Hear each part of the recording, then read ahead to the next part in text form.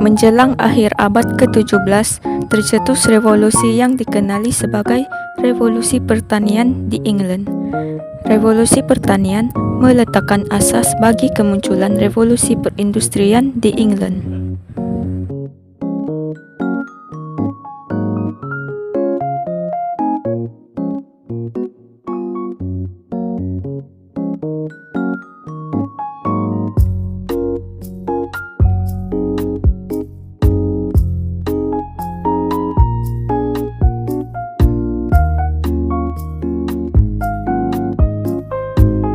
Sebelum revolusi pertanian, pengeluaran makanan secara kecil-kecilan. Selepas revolusi pertanian, pengeluaran makanan secara besar-besaran berlaku karena pengubahan dalam sistem pemilikan tanah, penggunaan kaedah saintifik dalam penanaman, dan kaedah pemasaran produk yang berkesan.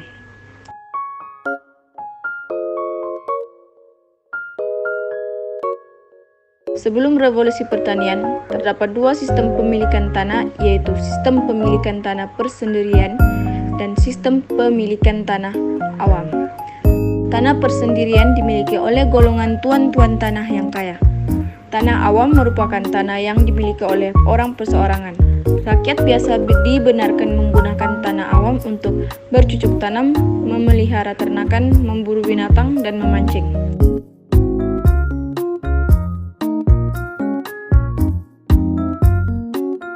Menjelang abad ke-18 dan 19, berlaku pertambahan penduduk di England.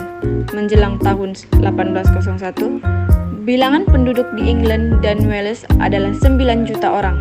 Tahun 1831, bilangan penduduk meningkat secara mendadak mencapai 14 juta orang.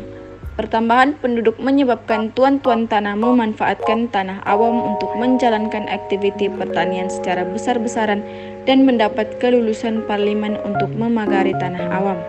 Tahun 1761 hingga 1792, hampir 500.000 ekar tanah dipagari.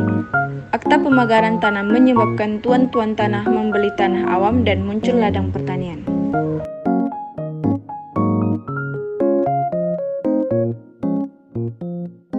Revolusi pertanian menyebabkan kaedah baru diperkenalkan dalam bidang pertanian. Antara kaedah baru yang diperkenalkan dalam bidang pertanian ialah sistem penanaman bergilir yang diperkenalkan oleh Lord Townshend. Mengikut kaedah baru ini, tanah pertanian dapat digunakan secara berterusan sepanjang tahun. Dalam sistem penggiliran tanaman, jenis tanaman yang berbeza akan ditanam mengikut musim. Melalui kaedah baru ini, kesuburan tanah tidak terjejas kerana tanaman yang berlainan menggunakan bahan mineral tanah yang berlainan. Dalam pada itu, tidak ada tanah yang perlu ditinggalkan kosong dalam sistem pertanian ini. Pengenalan sistem penanaman bergilir menyebabkan beberapa tanaman baru diperkenalkan. Antara tanaman baru yang diperkenalkan di England termasuklah turnip dan ubi kentang. Thomas William Cake telah memperbaiki sistem penggiliran tanaman dan mendapati hasil pertanian meningkat berlipat kali ganda.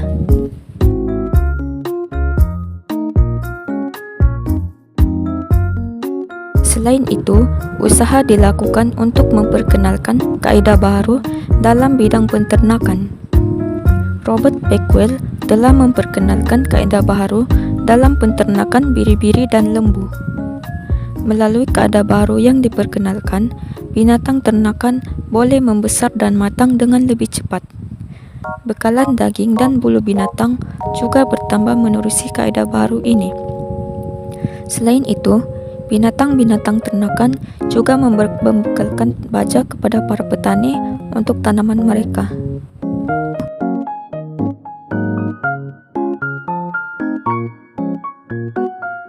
Dalam sistem penggiliran tanaman yang diperkenalkan oleh Lord Townshend, petani terlibat dalam penanaman rumput. Kedua, rumput yang ditanam oleh petani digunakan sebagai sumber makanan kepada binatang ternakan seperti biri-biri dan lembu. Seterusnya, dengan demikian petani mengamalkan sistem pertanian campuran yang melibatkan tanaman dan ternakan. Dan akhir sekali, penglibatan petani dalam aktiviti pertanian dan penternakan menambahkan pendapatan mereka.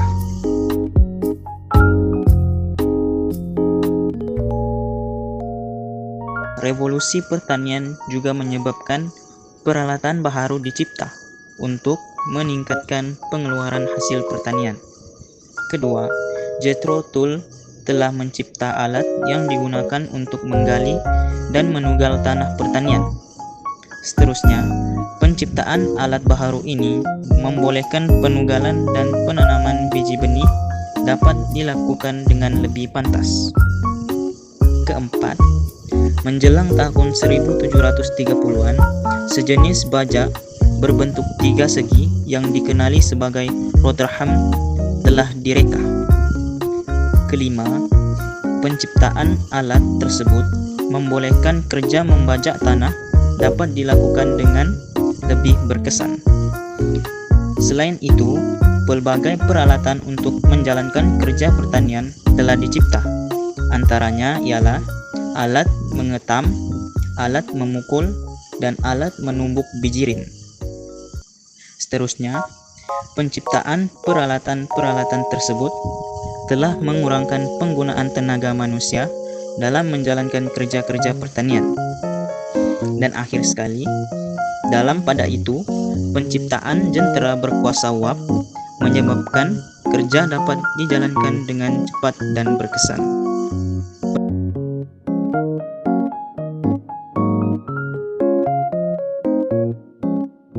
Menjelang pertengahan abad ke-19, ahli-ahli sains berjaya mencipta baja tiruan. Di samping itu, baja asli juga digunakan secara meluas untuk meningkatkan pengeluaran hasil pertanian. Selain itu, langkah-langkah juga diambil untuk membina dan membaiki sistem saliran. Dan akhir sekali, pembinaan sistem saliran menyebabkan berjuta-juta hektar tanah dapat disalirkan untuk tujuan pertanian.